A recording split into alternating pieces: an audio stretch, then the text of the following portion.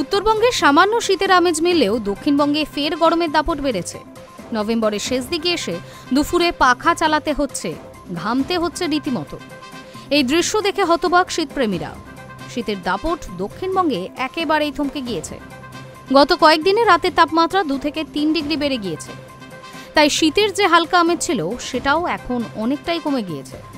কলকাতায় রীতিমতো গরম লাগছে, দুপুরে ঘাম হচ্ছে, শীতের পোশাকের আর প্রয়োজনই হচ্ছে না।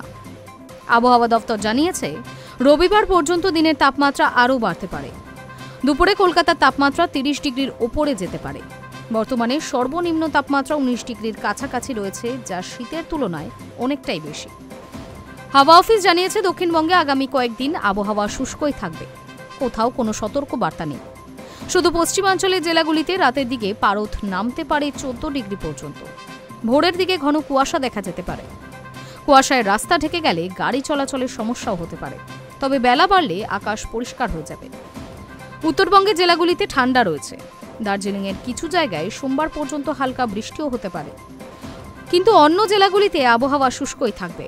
এর পাশাপাশি ঘন কুয়াশার দাপটে দৃশ্যমানতা কমে যাওয়ার সম্ভাবনা রয়েছে উত্তরবঙ্গের জেলাগুলিতে।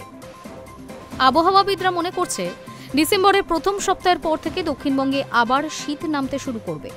বড়দিনের আগেই সেই শীত পুরোপুরি ফিরতে পারে। এখনই গরম হলেও সামনে আবার ঠান্ডা ফিরে আসার সম্ভাবনাও রয়েছে, জানাচ্ছে হাওয়া অফিস। High news network.